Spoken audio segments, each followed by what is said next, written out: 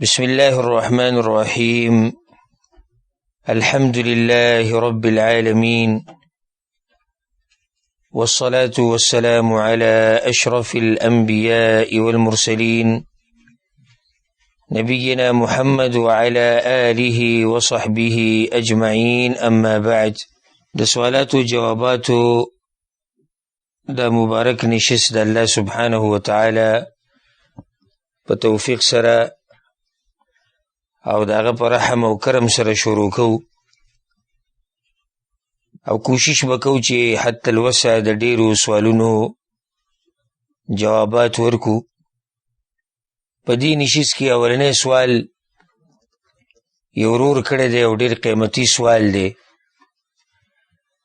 هغه سوال دا دی چې زه به د ګناهونو نه ځان څنګه صبر کومه.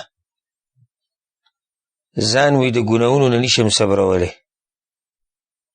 اراده وکم چې ګناهونه به نه کوم او بیا رانه وشي. نو داسې څه طریقه راته وښایه چې زه ځان د ګناهونو نه صبر کم. الجواب وبالله التوفیق. صبر دا په درې قسمه دی.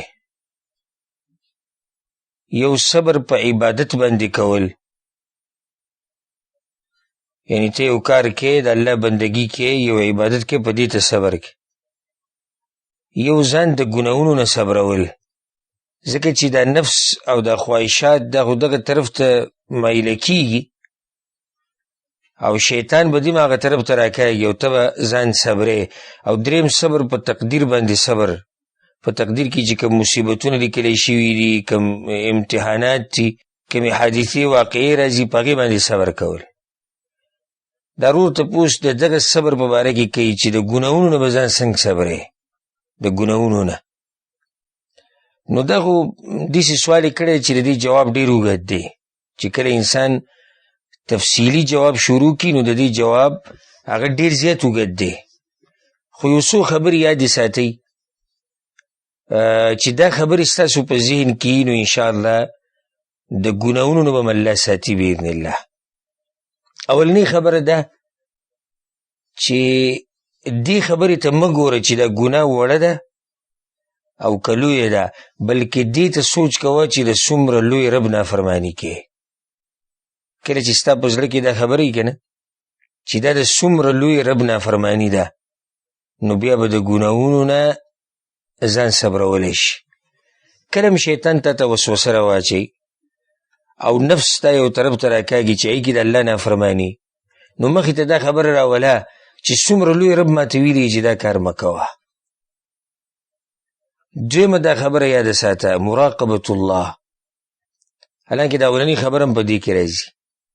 مراقبة الله مطلب د الله لحاظ، د دې خبرې خیال ساتل چې وګوره الله معیني، الله زما اوري او زه به څنګه د هغه رب نافرماني کومه. اوس چې کله یو کس په یو کمپنۍ کې کار کوي یا په یو اداره کې کار کوي او په ده باندې مشرانی، هغه مشرانو ته دا کار به نه کوې، دا کار به نه کوې، دا کار به نه کوې.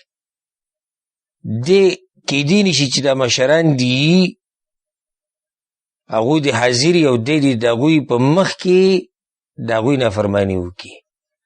حالانکې هغه یو انسان دی د ده په شان، خو صرف په مرتبه کې او په رتبه کې د ده نه مشر دی او دی نافرماني مخامخ نشي کولی. نو څنګه د هغه الله نافرماني ته کوې او هغه تعیني او هغه ستا اوري. حیا پکار دی د الله نه چې کله م شیطان تاله دعوت درکوي د ګناه طرف ته، نو د الله نه حیا کوه. او دا خبره مخې ته راوله چې هغه عظیم رب وسمایني و زما اوري، زه به څنګه هغه څه کومه چې د هغه نه دي خوښ، زه به څنګه هغه څه ویم چې د هغه نه دي خوښ او هغه ته یې زه منع کړی یم. درېیمه خبره دا یاده ساته، د ګناه انجام. چې کله هم ګناه طرف ته دې زړه کېږي او شیطان دله دعوت درکوي د ګناه طرف ته، نو ذهن کې دا خبره راوله چې د دې ګناه انجام څه دی. انجام یې څه دی؟ د الله سبحانه وتعالی غضب. انجام یې څه دی؟ هغه د آخرت تباهي. انجام یې څه دی؟ د دنیا تباهي. نو چې دا خبرې کله ستا مخې ته یي نو بیا به د ګناه نه ځان ساتلی شي. یاره زه دا ګناه کوم، خیر دې به انجام سره وځي، انجام دا دی چې عرش والا رب به دنه ناراضه کېږي. څومره لویه خبره چې عرش والا رب ناراضه کېږي. ښه زه دا ګناه کوم، انجام څه دی؟ انجام جهنم دی. ښه زه دا ګناه کوم، انجام څه دی؟ په قبر کې عذاب دی. انجام څه دی؟ دنیا کې ژوند بې برکته. انجام څه دی؟ دنیا کې داسې ژوند چې هغې نه به راحت او سکون او برکت او خوشحالي هر څه واخیستی شي. چې کله دا خبرې ته خپلې مخې ته ساتلې، د ګناه انجام ته دې کتو او د ګناه اثراتو ته چې دا ګناه به څه اثر کوي زما په ژوند باندې. ښه صرف ستا په ژوند باندې ګناه اثر نه کوي، دا ګناه به څه اثر کوي زما په بچو باندې، او دا ګناه به څه اثر کوي زما په کورنۍ باندې، او دا ګناه به څه اثر کوي زما په معاشره باندې. دې ټولو خبرو ته چې کله ته سوچ وکړې نو بیا به ځان د ګناه نه ساتلی شي. دا یو څو خبرې دي.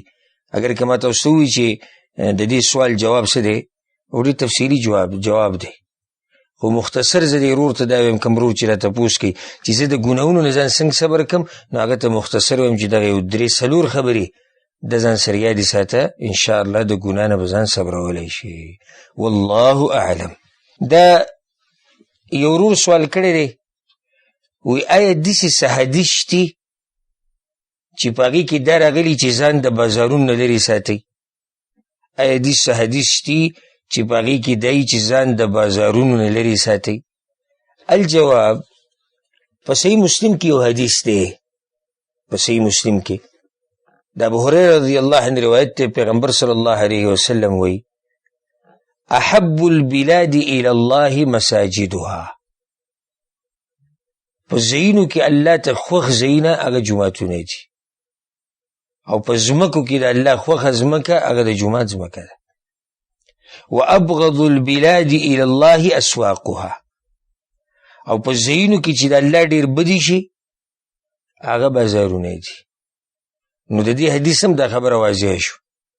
دې دنه دې خبرې ته پټه اشاره ده چې څوک پې پوهېږي چې د بازارونو نه ځان لرې ساته، ځکه چې یو ځای د الله نه دی خوښ، نو ته هلته څه کوې؟ او ضرورت دې راغی، څومره چې ستا ضرورت وي دومره ته بازار ته ورشي، هلته وخت تېر کړي. دا خو څه خبره ده، خو ضرورت دی. پیغمبر صلی الله علیه وسلم هم بازارونو ته تللی دی، صحابه کرام هم بازارونو ته تللي دي، علما هم تللي دي، او ځي. خو دومره څومره چې ستا ضرورت وي. دا نه چې زه چکر له روان یم، لکه زموږ د پښتانه خصوصا دلته 7 به روان یو، 8 به روان یو، 15 به روان یو، 6 به روان. څه کوي؟ زه بازار څه ازادو؟ بازار څه ازادولو ځای دی؟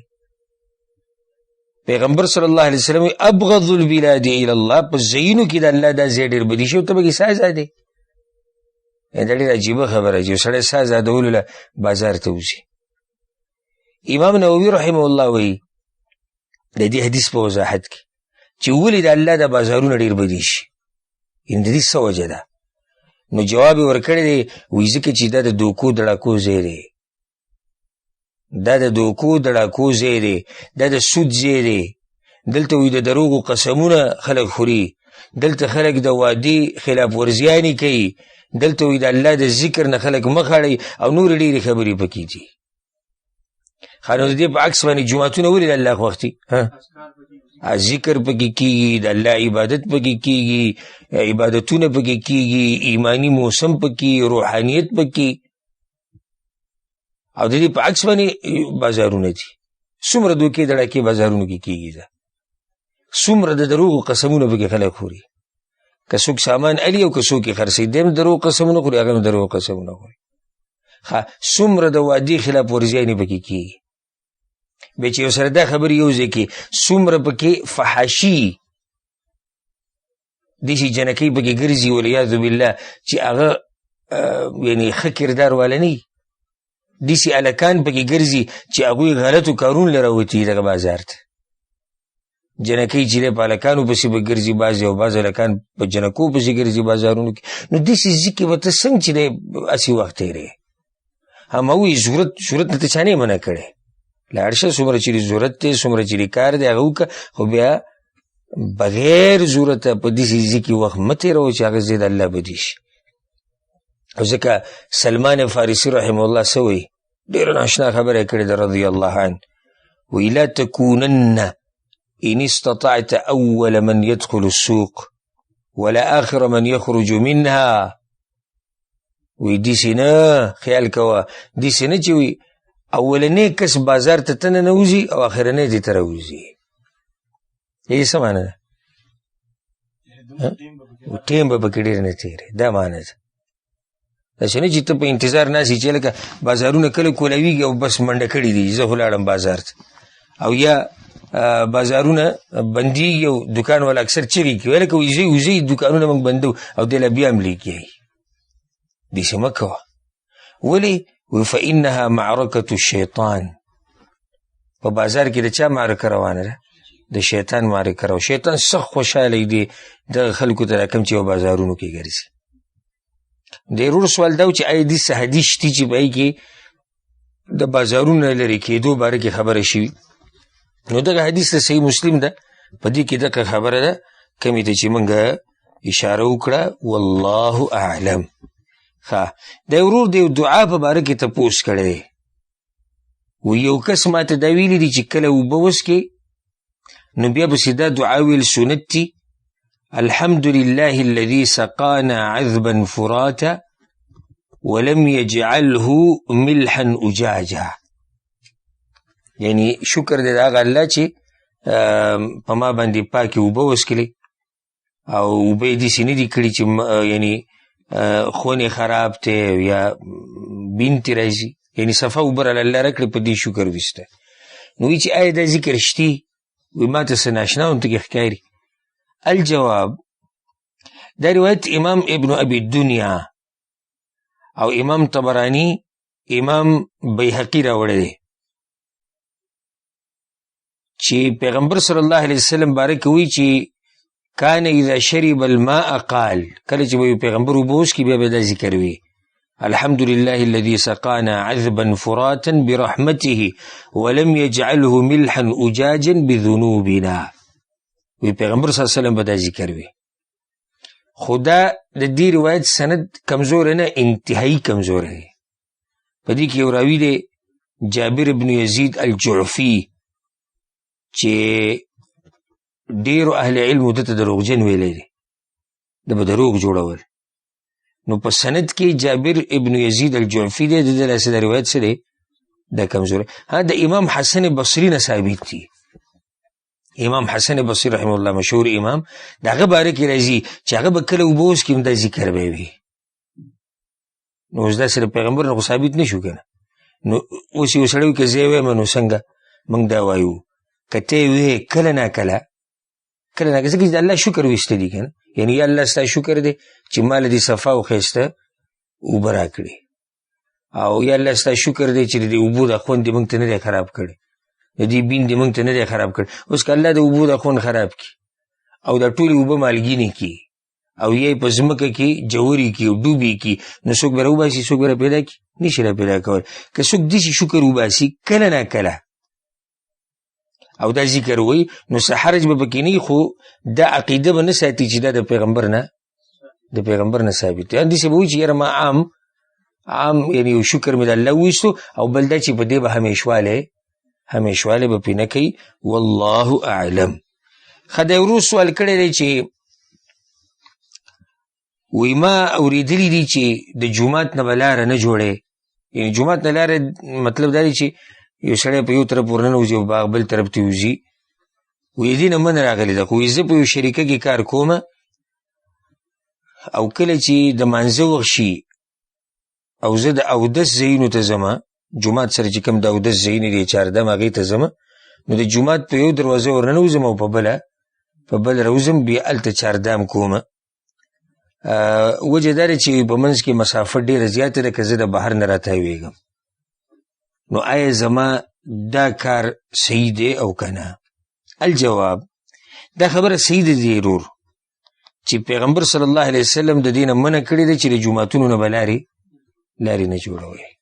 حدیث کې راځي عبدالله بن عمر رضی الله عنهما روایت دی او امام طبرانی راوړی دی: لا تتخذوا المساجد طرقا. د جوماتونو نه لارې مه جوړوي. لارې جوړول څه ته وایي؟ یعنې چې خلک به تېرېږي راتېرېږي په یو دروازه ورننوځي او په بله ته وځي بغیر د مانځه نه. که اوس څوک داسې وکړي چې په یو ورننوځي مونځو کې 2 رکعته او بیا وځي بیا خو څه نشتي، خو چې دی ورننوځي او بیا په بله باندې وځي بغیر د مانځه نه دا ترې مراد دی.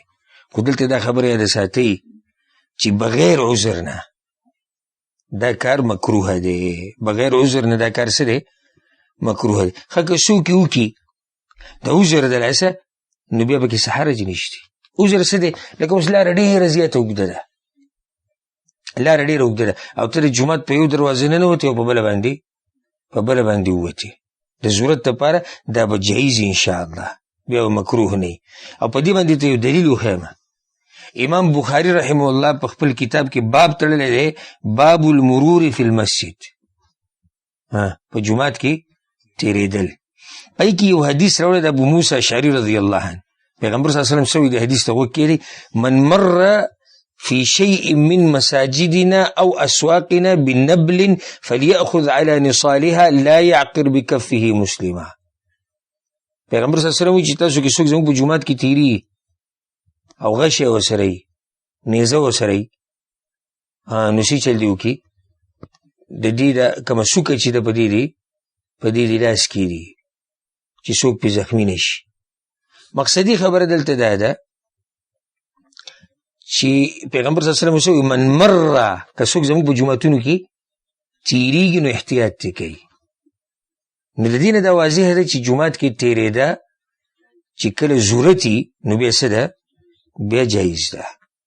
اوس د ورور دې مسلې له راځو، دی وایي چې ما دا کار کړی زما دا څنګه دی، نو د ورور ته موږ دا وایو چې یو خو د ده دا کار د څه دپاره دی، د ده دا کار د ضرورت دی، یعنې عذر دی. عذر څه دی؟ هغه وایي چې هغه ځای څه دی مسافه ډېره ده، ځای لرې دی. نو موږ وایو چې دا ورور چې دا دومره لرې راتاوېده ته ګران دي نو خیر دی که دی جومات کې ننوځي یو طرف باندې او بل طرف وځي، ځکه چې دی خو معذوره شو او موږ وایو چې عذر په بنا دا کار جایز دی. که عذر ورته یم نه او مسافه لګوي بیا هم د دې ورور دپاره دا کار انشاءالله جایز دی. ولې؟ ځکه چې دی د جومات ته واپس راتلو دپاره تیاری کوي، یعنې دی په جومات باندې تیر شو د دې دپاره نه دی تیر شوی چې بس لاړ ووتو دی، بلکې دی بل طرف ته ورغی او ځان تیاری اودس کوي، واپس بیا د الله دې کور ته راځي، نو انشاءالله دې کار کې به څه حرج نه وي. والله اعلم. دا ورو سوال کړی دی چې د جمعې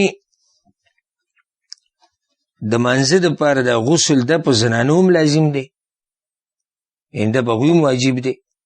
الجواب اول خو دا مسله اختلافي دی چې د جمعې د مانځه دپاره غسل واجب دی او که نه دی. جمهور العلما دا وایي د جمعې د مانځه دپاره غسل د مستحب دی او بعض علما وایي واجب دی. یو خو دا مسله اختلافي ده. دویمه دا خبره یاده کوي دا غسل مشروع دی او کول پکار دی. د جمعې د مانځه دپاره غسل کول پکار دی د هر هغه چا دپاره چې څوک د جمعې د مانځله راځي، ځکه چې دا غسل د جمعې د دې ورځې دپاره نه دی، دا غسل د څه دپاره دی؟ دا غسل د مانځه دپاره دی. اوس که دا سړی دی او که دا ښځه ده، اگر که خطاب سړو ته دی چې یا ایها الذین آمنوا اذا نودي للصلاة، خو که چېرته زنانه د جمعې مانځله راځي، په زنانه باندې خو جمعې مونځ نشتی، خو که راله جومات ته نو د جمعې مونځ د دې صحیح دی کولی شي. اوس یو زنانه راله جمعې مانځله نو دې لپاره مشروع دي چې دا غسل وکړي او هغه آداب په ځان کې راولي کوم چې د جمعې د مانځه دپاره پکار دي. او په دې باندې یو ښکلی دلیل امام ابن حبان رحمه الله باب لګولی دی. ګوره ذکر الاستحباب للنساء ان یغتسلن للجمعه اذا اردن شهودها. وی که چېرته زنانې اراده لري چې جمعې مانځله راشي نو د هغوی دپاره هم غسل مستحب دی. بیا په دغه باب لاندې حدیث راوړی عبدالله بن عمر چې پیغمبر صلی الله علیه وسلم وایي من اتى الجمعه من الرجال والنساء فليغتسل.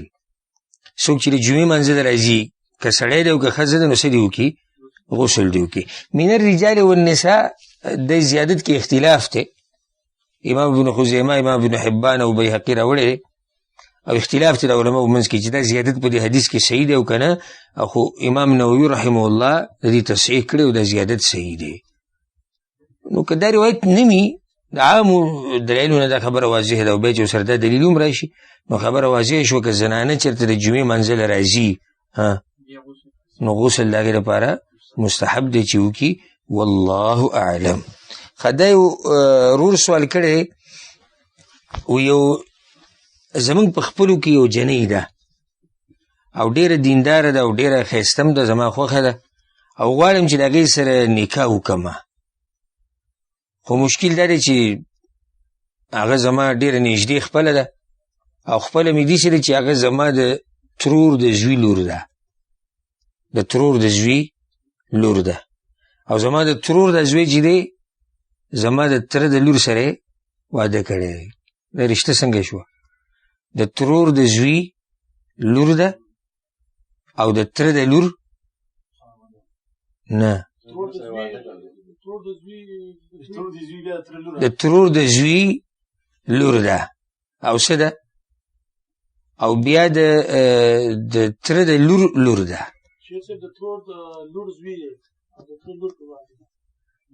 تره د په خو دې رشته شوه که نه.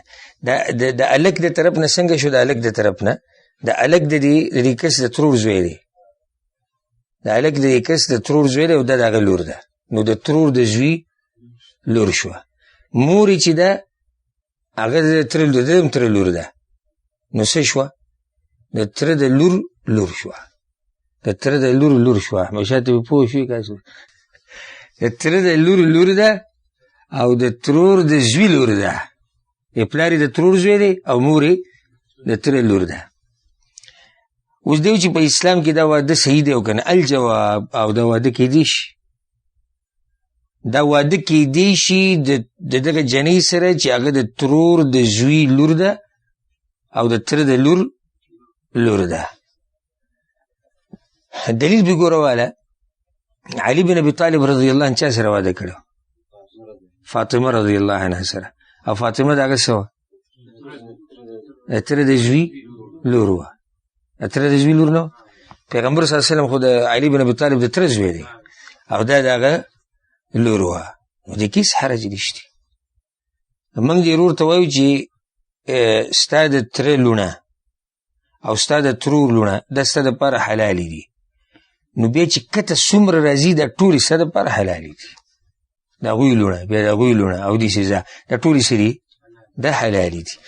ما ته ښکاري داسې چې لکه دې ورور ته به اشکال په دې کې راغلی چې داسې رشتې د خلک وایي دا یې تره کېږي، وایي یې تره کېږي یا ماما کېږي. که تره ورته وایي که ماما ورته وایي، خو لکه دا حقیقي تره خو نه دی که نه، کېږي. لکه زموږ پښتانه وایي دی زما تره کېږي. نو تره کېږي جدا مسله ده او تره دی د جدا مسله ده. د هغې د لاسه رشته نشي حرامېدی. والله اعلم. دا یو ورور سوال کړی دی چې آیا یو کس د خپلې خینې سره واده کولی شي چې کله دغه اولنۍ ښځه دا طلاقه کړي او د هغې عدت ختم شي نو بیا وروسته خور واده کولی شي او که نه؟ الجواب او بلکل واده کولی شي. منه په شریعت کې دا د دوه خویندې جمع کول. وان تجمعوا بین الاختین، د دې نه منع راغلی. وان تجمعوا بین الاختین، د دې نه الله منع کړې ده چې دوه خویندې به په یو نکاح کې د یو سړي په نکاح کې نه راجمع کېږي. خو که دا کس داسې وکړي چې د یو خور طلاقه کړي نو بیا دا بله واده کولی شي ډایرکټ؟ هغه چې عدت ختم کړي هله چې هغه عدت ختم کړي نو هله به بیا دی دا بله خور واده کوي. ځکه تاسې یو سوال ورته کېدی ډېر مزیدار، آیا په سړي باندې عدت تېروشتي؟ دا ما یو پیر ذکر کړی و. نشتي، مګر په دې حال کې به د انتظار کوي. یو دویم حال هم شتي چې څلور ښځې څلور او یو پکې طلاقه کې بله کوي نو دا پنځمه د هغه وخته پورې نشي کولی چې څو پورې دا طلاقې شوي عدت نه پوره شي. نو دی به هم د عدت ته په انتظار وي. په دې دوه حالاتو کې دا سړی به هم په دې عدت کې څه کوي؟ انتظار به کوي. ځکه که دلته دی وایي چې زه عدت نه مخکې دا خور واده کوم، نه خو ستا په نکاح کې ده، نو چې په نکاح کې ده نو ته څنګه به دا خور راولي؟ او یو سړی د 4 ښځې د یوې طلاقه کړه او عدت لا نه یې پوره شي، خو لا بیا هم د ده په نکاح کې ده، نو دي 4 ښځې، نو چې کله عدت ختم شي نو دی بیا د بلې سره نکاح کولی شي. والله اعلم. ښه د ورو سوال کړی دی چې موږ په برطانیه کې اوسېږو او هلته اکثر په دې باترومونو کې اوبه نه استعمالېږي، د ټیشوانو باندې خلک صفایي کوي. نو آیا په ټیشو باندې صفایي استنجا کول دا کافي دي؟ الجواب، استنجا کې ټیشو استعمالول، پاڼې استعمالول، په دې کې څه حرج نشته. منه دې نه راغلی ده چې غوشان استعمال نه کړي. ولې؟ د پیریانو د زناورو خوراک دی، اډوکې به نه استعمالې، دا د پیریانو خوراک دی. او داسې شی مه استعمالوه په استنجا کې چې ضرري، لکه اوس یو سړی په شیشه باندې اودس واچوي یا په بل داسې نقصاني شي باندې، نقصاني شي نه ځان لرې ساته. که یو سړی په ټیشو باندې اودس واچوي، که هغه تش اودس ماتی او که هغه ډک اودس ماتی، نو هېڅ خبره نه ده. ضروري چې اوبه استعمالول لازم دي؟ نه، غوره دي.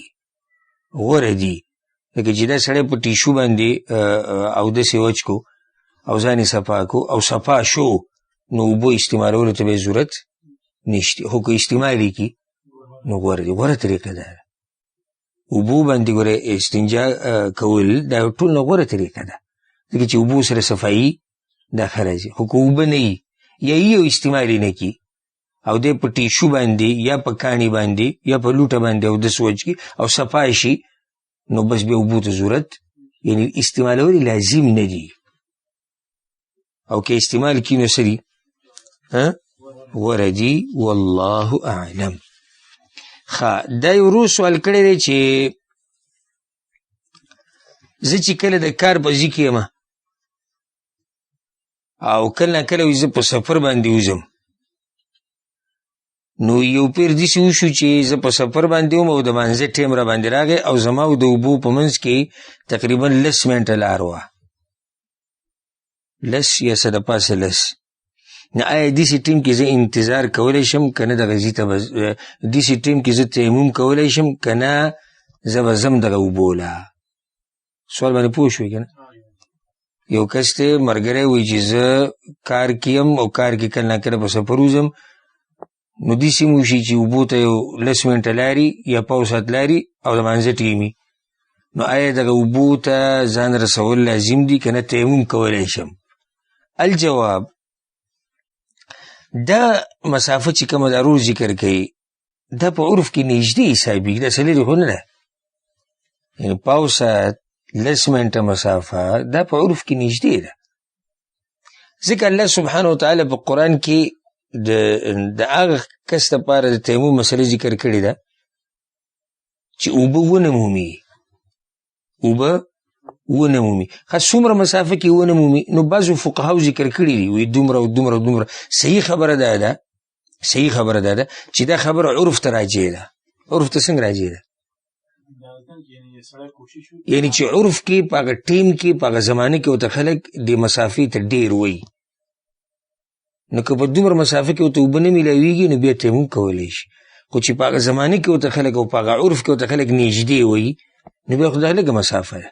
اوس زموږ په دور کې زموږ په دې زمانه کې 10 منټه زیات دي که لږ دي؟ دا خو لږه مسافه ده. د 10 منټو مسافه یا د پاو ساعت مسافه دا خو ډېره لږه ده، دا څه زیاته خو نه ده. نو ډېر ورته موږ وایو چې ته تیمم کولی شي که نشي کولی، ځکه چې دا مسافه دا په عرف کې نږدې ده، بعیده نه ده. نو د دې سره عذر نشته دا په اوبو باندې اودس نه کولو، عذر نشته. دی به لازم د اوبو له ورځي او په هغې باندې به چاردام اودس کوي. والله اعلم. دا یو ورو سوال کړی دی چې نن سبا د ژمي موسم دی، نو په دې جورابو او په موضوع باندې د مسح کولو دپاره څه شرطونه شته او که نه؟ که نه بس ډایرکټ مسح کوه په جورابو باندې یا په موضوع باندې. الجواب، ډېر ښکلی سوال دی ده. اول خو دا خبره یاد ساتي چې په جوراو باندې مسح د کیږي او په دې باندې موږ ځان له دلایل ذکر کړي دي او ځان له په هغې باندې درسونه شوي دي، هغه مسلې له زه نه ځم. مسله چې اوس موږ کوم بیانو دا د جوراب هم بیانو، دا د موضوع هم بیانو.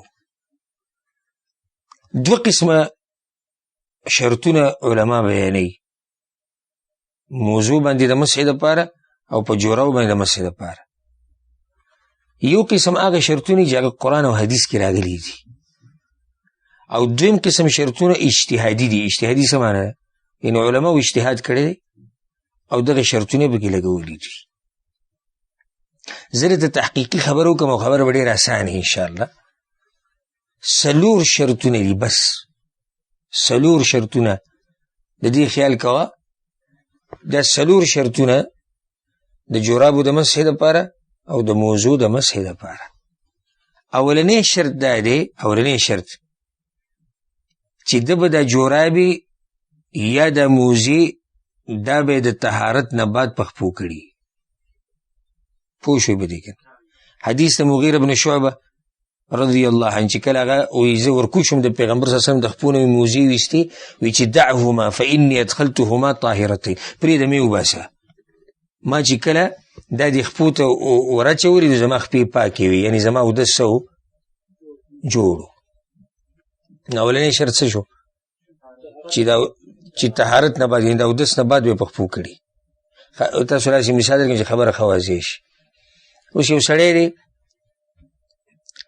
سهار راپاسې د خوب نه او ډاري کې جورابې پخپو کړی ولاړ کار، او د کار په ځای کې د سهار اذان وشو او دی چاردام کوي او اودس کوي او پای کې به جورابو مسح کوي. نشي کولی؟ ولې نشي کولی؟ ځکه چې دا جورابې د په طهارت نه دي پخپو کړي. خیال هم دی که نه؟ چې دا په طهارت پخپو شي او د طهارت هم د اوبو طهارت وي. طهارت ته څه د اوبو. نو اولنی شرط دا شو. دویم شرط دا دی چې دا جورابې دا موزي دا به پاکي، دا به څه دا به پاکي، که دا پلیتي بیا پې نه کېږي مسح. دلیل پې سره دلیل مشهور حدیث دی چې پیغمبر صلی الله علیه وسلم یو پیر امامتي ورکوله او د خپل پیزارې په منځه کې وویستو، صحابه کرام هم وویستو. بیا چې وروسته تپوس شو نو پیغمبر صلی الله علیه وسلم څه وویل؟ وی جبریل راغلی او ما ته وویل چې ستا په پیزارو کې څه ده؟ ګندګي ده، صفا نه دي. نو هغه پیزار پې وګوره، الله پې هغه پیزار لرې کړو، نو څنګه په ګنده جورابو باندې مسح کې. او دویمه ده چې اوس یو جورابه پلیته ده او ته پې مسح کې، نو ګندګي ښه ډېره شوه که لږه شوه؟ پلیتوالی ښه ډېر شو، لاسونه دې پې مسح کړو. نو دویم شرط دا شو. دریم شرط دا دی چې دا مسح به په داسې اودسماتي کې د داسې اودسماتي دپاره به یي چې په هغې سره غسل نه لازمیږي، صرف چاردام لازمیږي. لکه خوب، ډکې میچازي وکړې، تشي میچازي وکړې، هوا تې لاړه او اوس اودس کوي، نو په دې کې دی مسح کولی شي. ښه یو سړی جنابت په حالت کې دی بیا مسح کولی شي؟ بیا نشي کولی. نو دریم شرط د دې دپاره دا شو، او دا مشهور حدیث دی د صفوان بن عسال رضی الله عنه. امام احمد دا حدیث راوړی دی، وی امرنا رسول الله صلی الله علیه وسلم اذا كنا سفرا الا ننزع خفافنا 3 ايام ولياليهن الا من جنابه ولكن من غائط وبول ونوم. وی پیغمبر مونږ ته ویلو چې کله تاسو په سفر یئ نو دا موزي مه وباسئ 3 ورځې او 3 شپې سوای د جنابت نه. که جنابت ته باندې راغی نو بیا به جورابې او موزي دا به وباسئ. نو دا څویم شرط شو؟ دریم. څلورم شرط دا دی چې دا مسح به په هغه محدد وخت کې کومه چې شریعت محدد کړې ده. شریعت کوم وخت ورکړی؟ مقیم دپاره ورځ او شپه، مسافر دپاره 3 ورځې 3 شپې. حدیث د علي بن ابي طالب رضی الله عنه مشهور حدیث دی، په صحیح مسلم کې دی. وی جعل النبي صلی الله علیه وسلم للمقیم یوما ولیله وللمسافر 3 ایام ولياليهن. څو شرط شو؟ کم اولنی چې دا په طهارت په حالت کې چې دا جورابې د طهارت نه بعد پخپو کړي، دویم دا پخپله پاکي، دویم دا چې دا پاکي، او دریم چې دا د وړوکي او دسماتي نه بعد د دیسې او دسماتي دپاره زمونږ پښتو کې دا اصطلاح چې وي وړوکي او دسماتي، زمونږ پښتو کې وړوکي او دسماتي تشو میچازو ته وایي او غټ او دسماتي ډکو میچازو ته وایي. نه که دیسې مونږ وضاحت وکړو چې دا به د دیسې او دسماتي دپاره به چاردام کېږي چې هغې سره صرف چاردام لازمیږي، یعنی دا مسح به په هغه او دسماتي دپاره کېږي چې په هغې سره صرف څه لازمیږي؟ چاردام غسل پې نه لازمیږي. څلورم شرط مقیم دپاره 40 ګنټې او د مسافر په 3 ورځې او 3 شپې چې دې وخت کې دننه وي، چې د دې نه بهر نه وي. ښه دا فایده دا وخت ګورئ د دغه نه شروع کېږي، د اولنۍ مسح نه، اولنۍ مسح نه وخت شروع کېږي. ښه یو سړی دی سهار مانځه ته راپاڅېد، اودس یې وکړو، چاردام یې وکړو او جوراب یې پخپو کړې،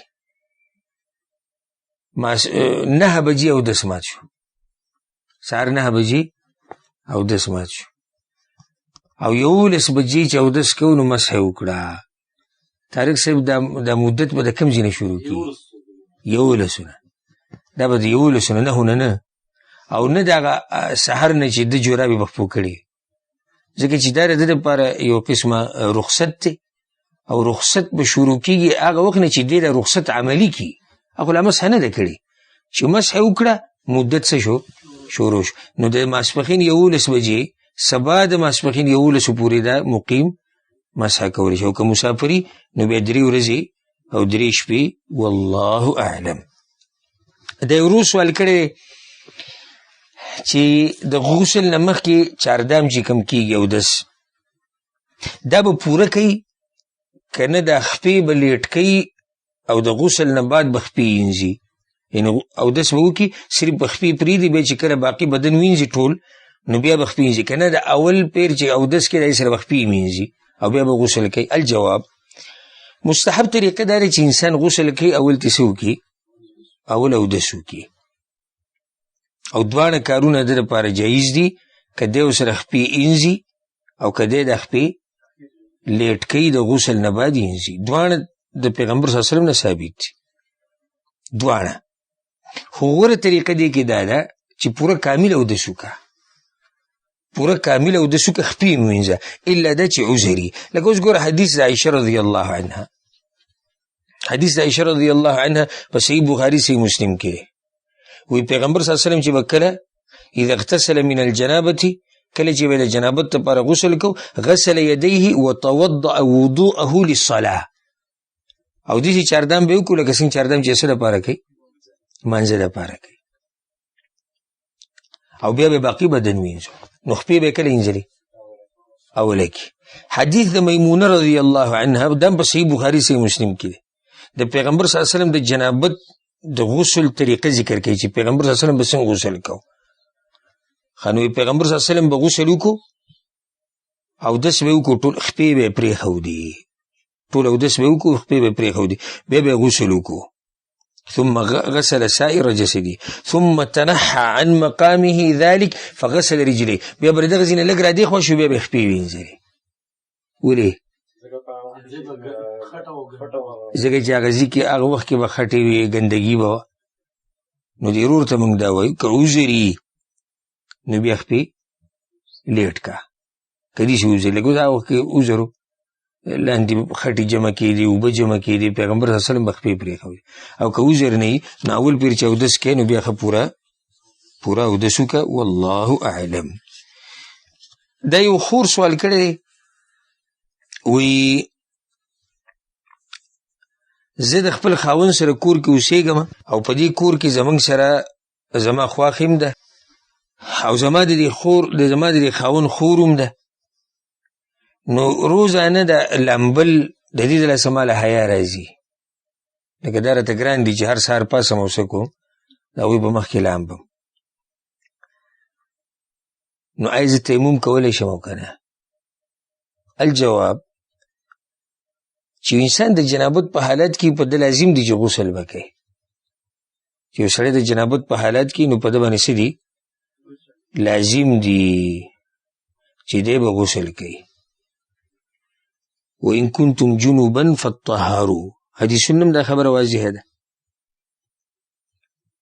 خو د دې غسل نه تیمم ته کله وړی شي چې کله اوبه نه او یا اوبه استعمالول ولا نقصان ورکوي. دا دوه خبرې دي چې کله فلم تجدوا ماء فلم تجدوا څه معنی اوبه ونه مومئ.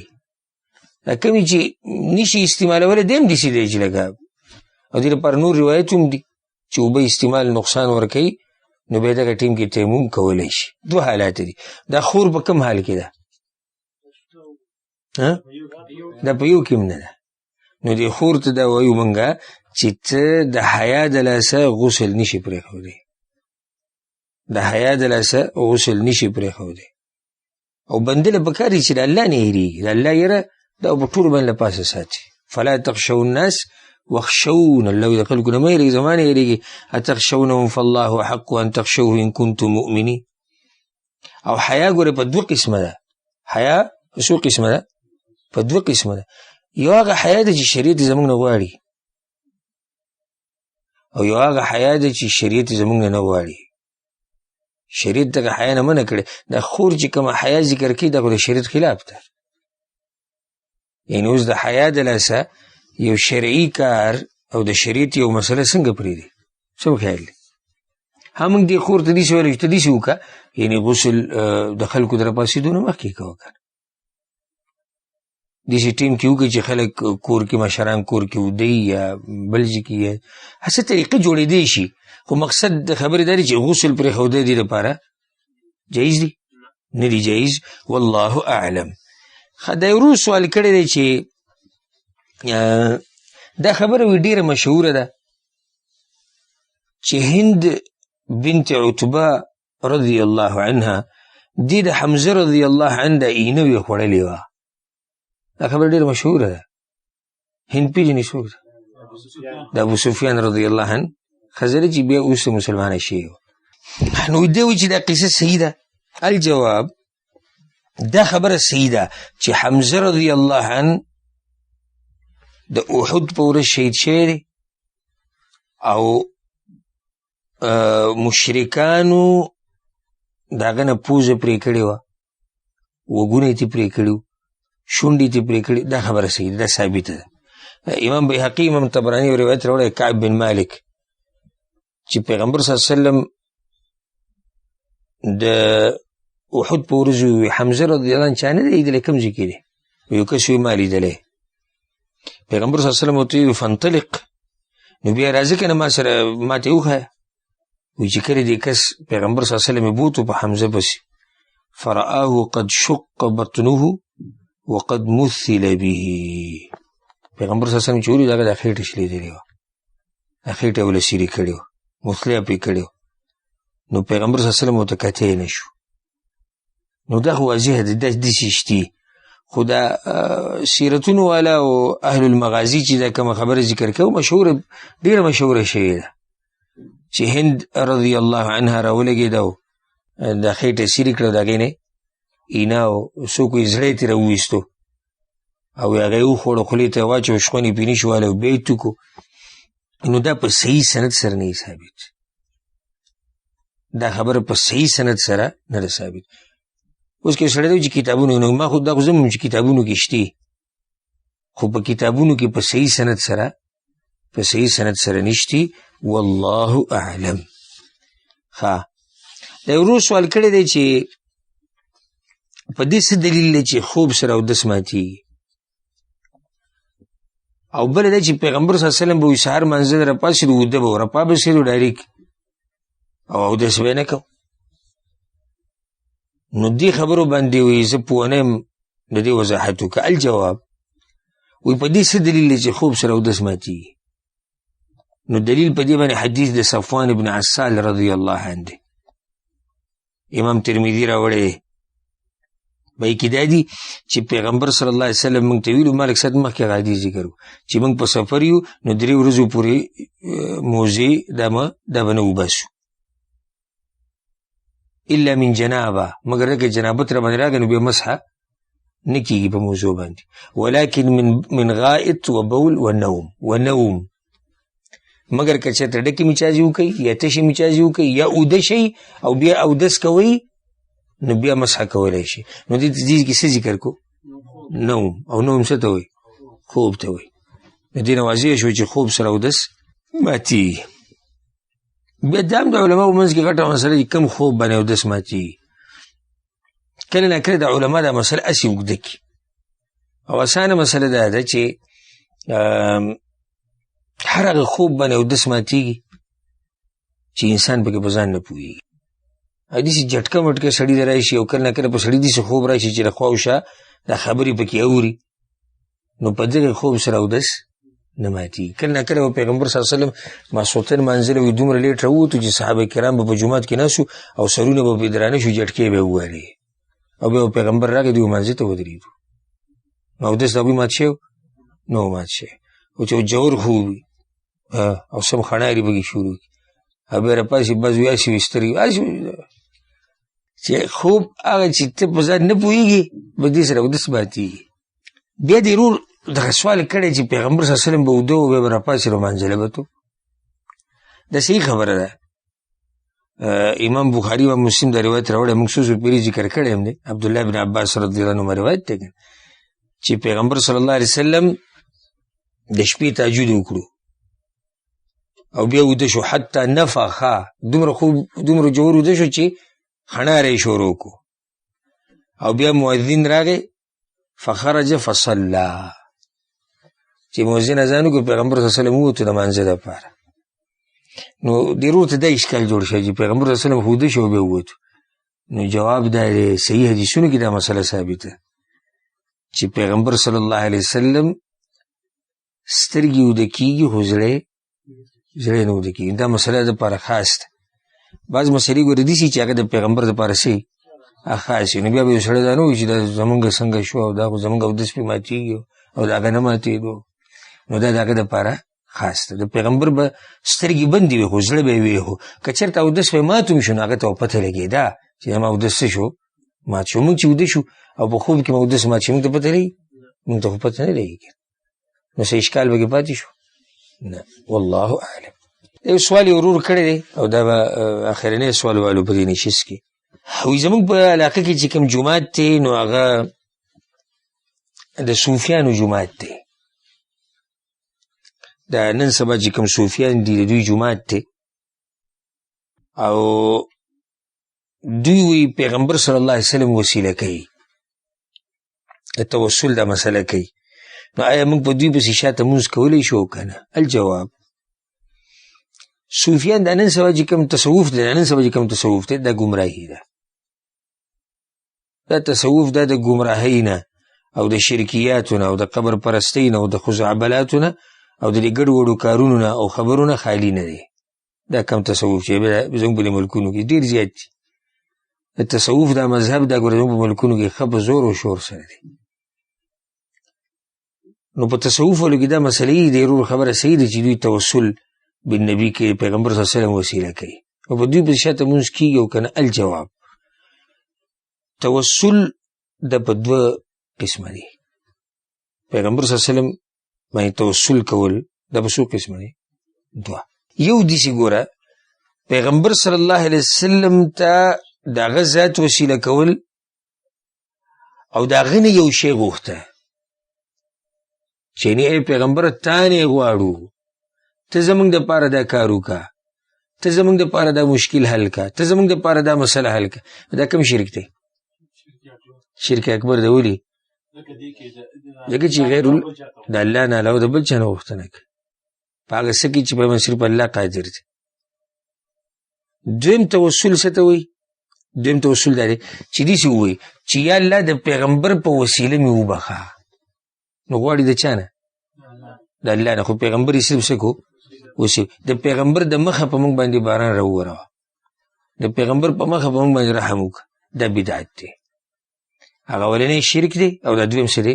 بدعت دی. که د اولنی قسم توسل په چا کي نو په ده پسې شاته مونځ نه کېږي، ځکه چې خپل مونځ نه کېږي، او چې خپل مونځ نه کېږي په ده پسې شاته مونځ نه کېږي. او که چېرته د بدعي توسل پکې بدعتیانې، نو د بدعتیانو مباره کې ما ډېرو ځایونو کې دا مسله ذکر کړې ده چې داسې ټیم کې به دا ګورې که خوا کې بل جومات وي چې په هغې کې سني امام وي، د دغه بدعاتو نه صفایي او نږدې او ته ورته تللی شې، هلته ځه.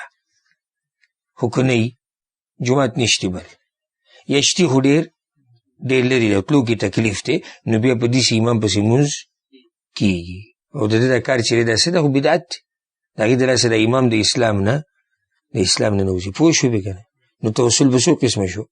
دوه قسمه، یو شرک دی او دویم بدعت دی. که شرک وي په د امام کې نو په مشرک پسې په شاته مونځ نه کېږي، او که صرف پکې بدعت وي نو په بدعتي پسې شاته مونځ کېږي. او که بل جومات وي او هغې ته تله اساني او سني امام پکې، نو هلته تله پکار دي. یعنې بیا په دې بدعتي پسې مونځ کېږي چې دی په داسې بدعت کې واقع دی چې کفر ته نه رسي. والله اعلم. سوالونه ډېر پاتې شو، دا به پرېږدو بل نشست انشاءالله. او الله سبحانه وتعالی دې مونږ پوه کړي په قرآن او په حدیث باندې. هذا والله اعلم، وصلى الله وسلم على نبينا محمد وعلى آله وصحبه أجمعين.